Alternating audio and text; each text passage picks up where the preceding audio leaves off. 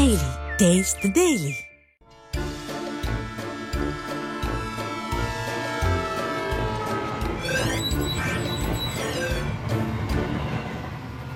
மக்கா வணக்கம்.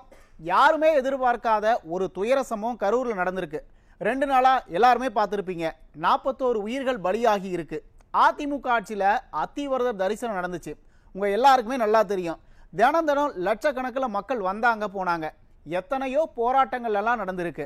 ஐயா ஸ்டாலின் ஊரா போய் ஜமக்காலத்தை போட்டு பெட்டியெல்லாம் வச்சு மனுவெல்லாம் வாங்கினாரு. அன்னைக்கு எல்லா கூட்டத்தையும் காவல்துறை ரொம்பவே சிறப்பாக கண்ட்ரோல் பண்ணாங்க. இன்னைக்கு என்னதான் ஆச்சுன்னு தெரியல. தொடர் அலட்சியம் பல உயிர்களை காவு வாங்கியிருக்கு. ஒரே ஆட்சியில கள்ளக்குறிச்சி, மரக்காணம், கரூர்னு 3 இடங்கள்ல கொத்து கொத்தா மக்கள் இறந்த சம்பவங்கள் நடந்திருக்குது. இதுவே தமிழக வரலாற்றில் முதல் முறை. சரி மக்களே, அரசுக்கு மக்கள் சில கேள்விகளை முன்வைக்கிறாங்க. அதையெல்லாம் விரிவான செய்திகளை பார்ப்போம். இப்ப போய் குறுஞ்செய்தியை பார்த்துட்டு வாங்க. திமுக ஆட்சிக்கு வந்த பிறகு 4வது முறையா கொத்து கொத்தா மக்கள் உயிரிழக்கிற நிகழ்வு நடந்திருக்கு. மரக்காணத்துல 19 பேர், கள்ளக்குறிச்சியில 70 பேர், சென்னையில 5 பேர், இப்போ கரூர்ல 41 பேர். தமிழ்நாட்டுல ஒரே ஆட்சியில 5 வருஷத்துக்குள்ள இப்படி தொடர் சம்பவங்கள் நடந்ததே இல்ல. ஸ்டாலின் அரசு நிர்வாக திறனற்ற அரசுங்கிறதுக்கு இதை விட வேற என்ன உதாரணம் வேணும்னு மக்கள் கேக்குறாங்க. எப்பா, கள்ளக்குறிச்சிக்கு வராத முதலமைச்சர் கரூருக்கு மட்டும் ராத்திரியோட ராத்திரியா ஏன் வந்தாருன்னு கேட்டீங்களப்பா. அண்ணன் திருமாவளவன் அதுக்கு பதில் சொல்லிட்டாரு. கள்ளக்குறிச்சியில 70 பேர் இறந்தாங்கல்ல, அவங்கெல்லாம் பொறுமையா அடுத்தடுத்து இறந்தாங்களாம். அவர் கொடுத்த விளக்கத்தை விரிவான செய்திகள்ல பாருங்க.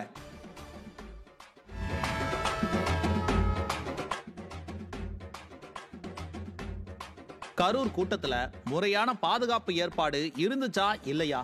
கூட்ட நெரிசல் இருக்குன்னு தெரிஞ்சோம் ஏன் காவல்துறை ஏன் துரித நடவடிக்கை எடுக்கலன்னு கேட்டா, எதிர்க்கட்சி தலைவர் அரசியல் பண்றாருன்னு அறிக்கை விடுதாரு அமைச்சர் மாசு. மக்களுக்கு பதில் சொல்லாம எப்படி அரசியல் பண்றதுன்னு உங்ககிட்ட தான் சார் கத்துக்கணும். அட நான் சொல்லல, உங்க அறிக்கையை பார்த்த மக்கள் சொல்றாங்க.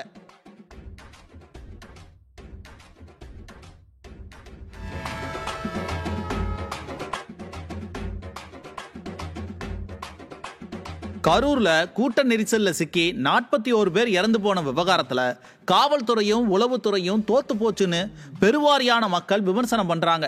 பாதுகாப்பு குறைவு தான் அதனுடைய மூல காரணமே. அதில் மறுக்க வேண்டியதில்லை. எப்படி நடந்துச்சு அப்படிங்கிறத நம்ம அனலைஸ் பண்ணி பார்க்கணும். எல்லா கோணங்களையும் இதை அனலைஸ் பண்ணி பார்க்கும்போது தான் அதனுடைய சரியான காரண விளைவு எல்லாமே நமக்கு புரியும். ஸோ அது வரைக்கும் நம்ம எதுவும் சொல்ல முடியாது. ஸோ பாதுகாப்பு குறைவு தான், அதில் எந்த மாற்று கருத்தே கிடையாது. ஸோ ஃபியூச்சரில் அதை தவிர்க்கணும். மக்கள் கேட்கிற கேள்விகளுக்கு பதில் சொல்ல வேண்டிய ஐயா ஸ்டாலின் வீடியோ ஒன்று போட்டிருக்கிறாரு. வழக்கம் போல அதுல மக்கள் எதிர்பார்க்கிற பதில்கள் இல்ல, அலங்கார வார்த்தைகள் மட்டுமே இருக்கு.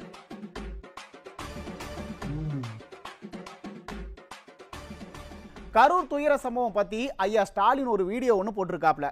வழக்கம் போல ஒரு விசாரணை ஆணையம், அந்த ஆணையம் முடிவு வரட்டும், அதுவரையும் அவதூறு பரப்பாதீங்கன்னு வழக்கம் போல பேசியிருக்காரு. கவர்மெண்ட் மேல மக்கள் வைக்கிற குற்றச்சாட்டுக்கு எப்ப பதில் கிடைக்கும்? கூட்டத்துல செருப்புகளை வீசினது யாரு?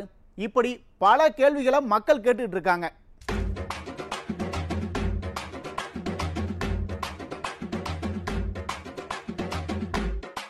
ஐயா ஸ்டாலினுடைய ஆட்சியில நடக்கிற சம்பவங்கள் எல்லாம் வினோதமாகவும் புதுசாகவும் இருக்கு. இந்திய அளவுல பலமுறை தமிழ்நாடு தலை குனிஞ்சிருக்கு. கனியாமூர் கலவரம் எப்படி நடந்தது, எப்படி அவ்வளவு பெரிய கூட்டம் வர்றத காவல்துறை கணிக்க தவறுனாங்க, யாருக்கும் தெரியாது. கள்ளக்குறிச்சி கள்ளச்சாராய மரணம் எப்படி ஒரு டவுன்ல கோர்ட்டுக்கு பின்னாடி, அதுவும் போலீஸ் ஸ்டேஷன் பக்கத்துல கள்ளச்சாராயம் வித்தானுங்க, யாருக்கும் தெரியாது. சென்னையில ஒரு இசையமைப்பாளர் ஒரு நிகழ்ச்சி நடத்தினாரு. அந்த நிகழ்ச்சியில கூட்டத்தை கண்ட்ரோல் பண்ண முடியாம டிராபிக் ஆகி ஐயா ஸ்டாலின் 20 நிமிஷம் நடு ரோட்ல காத்துட்டு இருந்தாரு. ஒரு சிஎம் எப்படி டிராபிக்ல சிக்கினாரு, யாருக்கும் தெரியாது. சென்னையில வான் சாகசம் நடந்ததுல அதுல ஏற்பட்ட கூட்ட நெரிசல்ல சிக்கி தண்ணி கிடைக்காம 5 பேர் இறந்து போனாங்க. அது யாரோட தப்பால நடந்தது, யாருக்கும் தெரியாது. இந்த எல்லா விவகாரத்திலையும் காவல்துறை தோத்து போய் நின்னது. அதே போலதான் கரூர் சம்பவமும். ஒரு நடிகரை பார்க்க அவரோட ரசிகர்கள் கூடுறாங்க. இதுக்கு கவர்மெண்ட் என்ன செய்ய முடியும்னு உடன்பிறப்புகள் உருண்டுட்டு இருக்காங்க. அங்க இருக்கிற கூட்டத்தை கண்ட்ரோல் பண்ண வேண்டியது காவல்துறையோட வேலை தான், கவர்மெண்டோட கடமை தான். அங்க கூட்டம் எக்கு தப்பா இருக்குன்னு தெரிஞ்சும் கூடுதல் காவலர்களை களமிறக்கி இருக்கணும். காவலர்களை கொண்டு வர முடியலன்னு சொன்னா அதுக்கு மேல அங்க உள்ள கூட்டம் வர முடியாதபடி தடுப்புகளை வச்சிருக்கணும். அந்த நடிகர் வேற வரும்போதே ஒரு கூட்டத்தை இழுத்துட்டு வராரு, அவரை உள்ள வர அனுமதிச்சிருக்க கூடாது. குறைஞ்சபட்சம் கூட்டத்துக்கு நடுவுல வர வரைக்கும் வாகனத்தை விட்டுருக்க கூடாது. எல்லாத்தையும் விட கூட்டத்துக்குள்ள இருந்து செருப்புகள் பறக்குது.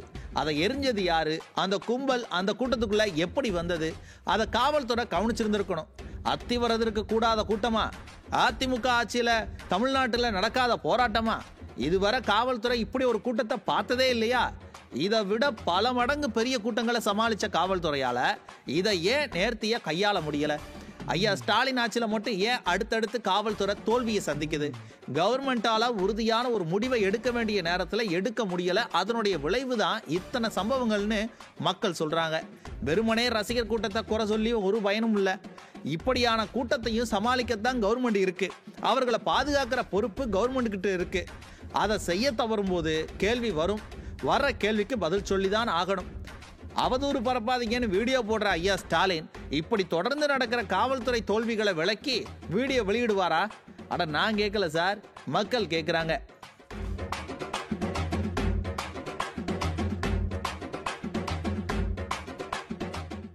கரூர் பெருந்துயரத்துக்கு பிறகு திமுக அரசுக்கு எதிராக மக்கள் கொந்தளிச்சிட்டு கிடக்குறாங்க. ஐயா ஸ்டாலின் இந்த இறப்புகளுக்கெல்லாம் பொறுப்பேற்றுக்கணும்னு மக்கள் பேசிக்கிட்டு இருக்காங்க. ஆனா ஐயாவோட அமைச்சரவையில் இருக்கிற மா சுப்பிரமணியம் சாரு எதிர்கட்சி தலைவர் இந்த மரணங்களுக்கு பொறுப்பேற்றுக்கணும்னு அறிக்கை வெளியிட்டிருக்காப்ல. எதிர்கட்சி தலைவர் அரசியல் பண்றாராம். இதெல்லாம் என்னன்னு சொல்ல எங்க சொல்லி அல.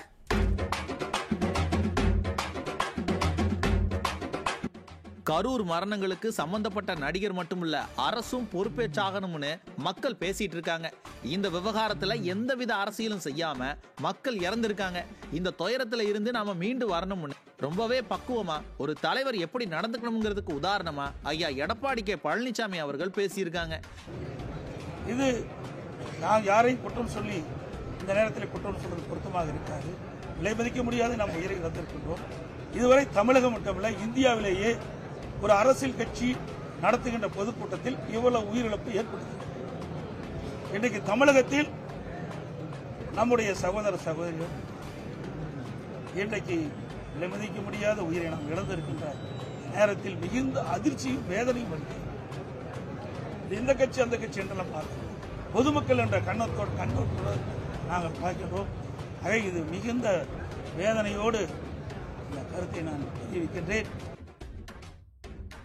இவ்வளவு பொறுப்பா பேசின எதிர்கட்சி தலைவர் அரசுக்கும் சில கேள்விகளை முன் வச்சிருக்கிறாரு. திமுக இல்லைங்க, அதிமுக ஆட்சியில இப்படி ஒரு சம்பவம் நடந்தாலும் அதற்கு அரசு உரிய விளக்கத்தை கொடுத்துதான் ஆகணும், அதுக்கு பொறுப்பேற்றுக்கிட்டு தான் ஆகணும். அதை சொன்னதை அரசியல் பண்றாங்கன்னு குதிக்கிறாரு அமைச்சர் மாசு.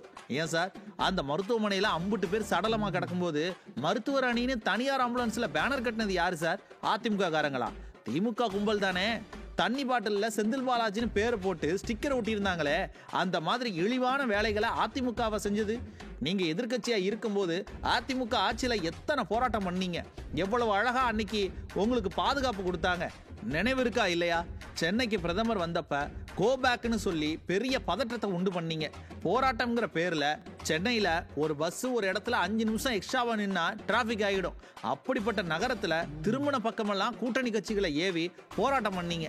அன்னைக்கு எதிர்கட்சியா இருந்த திமுக எப்படி இருந்ததுன்னு நான் சொல்ல தேவையில்ல, ஸ்டாலின் சாரே சொல்லி இருக்கிறாரு. எதிர்கட்சியா இருந்தப்போ கெட்டதை கூட தைரியமா செஞ்சோம். எதிர்கட்சியா இருந்தப்போ கெட்டதை கூட தைரியமா செஞ்சோம். எதிர்கட்சியா இருந்தப்போ கெட்டதை கூட தைரியமா செஞ்சோம். கேட்டீங்களா? எதிர்கட்சியா இருக்கும்போது கெட்டதை கூட தைரியமா பண்ணுவாங்களாம். இப்படிப்பட்டவங்களை எதிர்கட்சியா வச்சுக்கிட்டு அந்த மனுஷன் எந்த அசம்பாவிதமும் இல்லாம எத்தனை போராட்டங்களுக்கு பாதுகாப்பு கொடுத்தாரு. கொடுமை என்னன்னா அத்தனையும் அவருக்கு எதிராக நடந்த போராட்டம் தான். அப்படிப்பட்டவரை அரசியல் பண்றாருன்னு சொல்றீங்க. அவர் கெட்டதை கூட துணிச்சலா பண்ணலாம்னு அதிமுக காரங்களுக்கு கொம்பு சீவல சார். எல்லாரும் இந்த துயரத்துல இருந்து மீண்டு வரணும்னு பொறுப்பா பேசுறாரு. அரசாங்கத்துக்கிட்ட கேட்க வேண்டிய கேள்விகளை கேட்கிறாரு. இதுல என்ன தப்பு இருக்கு?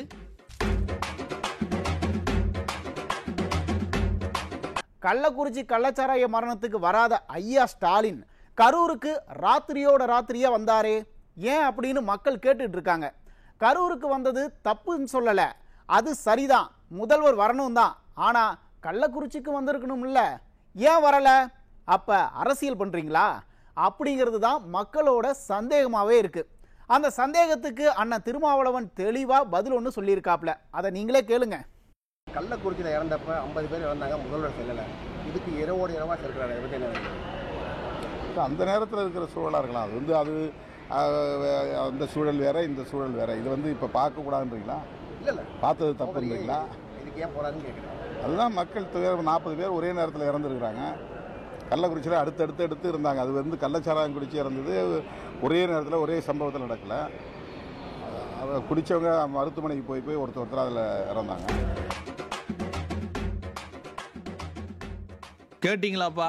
அதாவது கரூரில் மக்கள் மொத்தமாக இறந்துட்டாங்க, கள்ளக்குறிச்சியில் அடுத்தடுத்து பொறுமையாக இருந்தாங்க.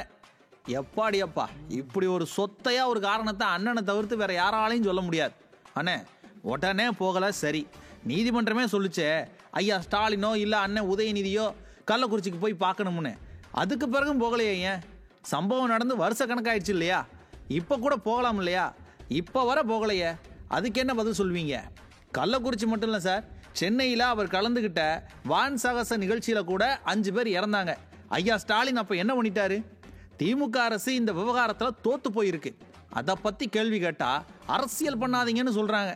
ஆனால் இவங்க இந்த உயிரிழப்பு நடந்ததுலேருந்து அரசியல் மட்டும்தான் பண்ணிகிட்டே இருக்காங்க. திமுக கூட்டணியும் எது பண்ணாலும் அது அரசியல் கிடையாது, மக்கள் நலன்.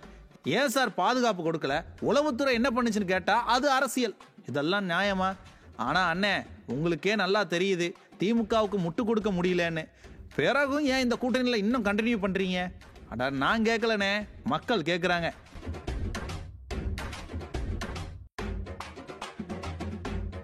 அதாவது மக்கா, ஐயா ஸ்டாலின் அவதூறு பரப்பிட்டாங்கன்னு சொல்லியிருக்காப்ல. எதிர்க்கட்சி தலைவர் எது அவதூறுன்னு கேள்வி கேட்டிருக்காரு. ஆனால் உதயநிதி சம்பவத்தை பார்த்துட்டு உடனே துபாய்க்கு ஓடினாரே, அது அவதூறா? உங்க ஆட்சியோட அவலத்தை பத்தி மக்கள் கேட்கிற கேள்வி அவதூறா? அப்படி பல கேள்விகள் கேட்டிருக்காரு.